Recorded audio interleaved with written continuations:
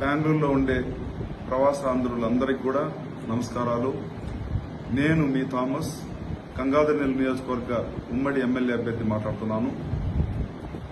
మీ అందరికీ తెలుసు, మే 13వ తేదీ మన ఆంధ్ర రాష్ట్రంలో ఎలక్షన్ జరుగుతుంది. ఎమ్మెల్యేకు ఎంపీకి కంబైన్డ్గా ఎలక్షన్ జరగబోతుంది. ప్రతి ఒక్కరు కూడా ఇక్కడి నుంచి పోయిన ప్రవాస ఆంధ్రులు బెంగళూరులో ఉన్నా హైదరాబాద్లో ఉన్నా ఈ ఎలక్షన్ మనకు చాలా ముఖ్యము. ఎందుకంటే మన రాష్ట్ర భవిష్యత్తుని నిర్ణయించబోయే ఎలక్షన్ ఇది. మనం ఆల్రెడీ 20 సంవత్సరాలకి రాతయుగానికి బ్యాక్ వెళ్ళిపోయినాము. ఎలాంటి డెవలప్మెంట్ అయితే జరగలేదు. ఇక్కడ ఎలాంటి కంపెనీలు రాలేవు. వీళ్ళందరూ కూడా వైఎస్ఆర్ ప్రభుత్వం మన భూముల్ని కబ్జా చేయడానికి రెడీగా ఉన్నారు. రేపు బెంగళూరులో ఎంపీ కోసం ఎలక్షన్ జరుగుతుంది.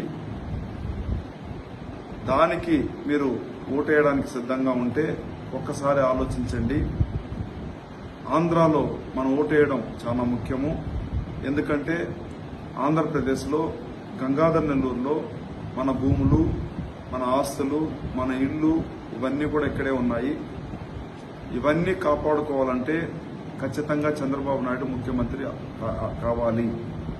లేదంటే మరొకసారి మనం ఏదైనా తప్పు చేస్తే జగన్మోహన్ రెడ్డి మళ్ళా వస్తే మన భూములు మన దగ్గర ఉండవు.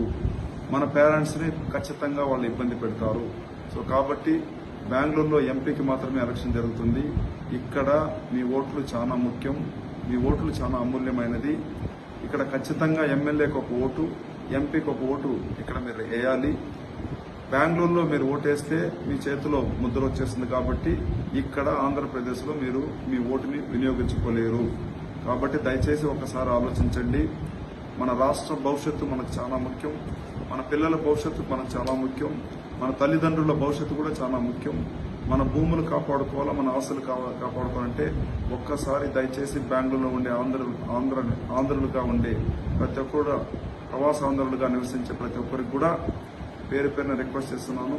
మీ ఓటుని మే 13వ తేదీ వచ్చి ఇక్కడే వినియోగించుకోవాలని చెప్పేసి ప్రతి ఒక్కరిని పేరు పేరున రిక్వెస్ట్ చేస్తున్నాను. జై తెలుగుదేశం, జై జనసేన, జై బీజేపీ.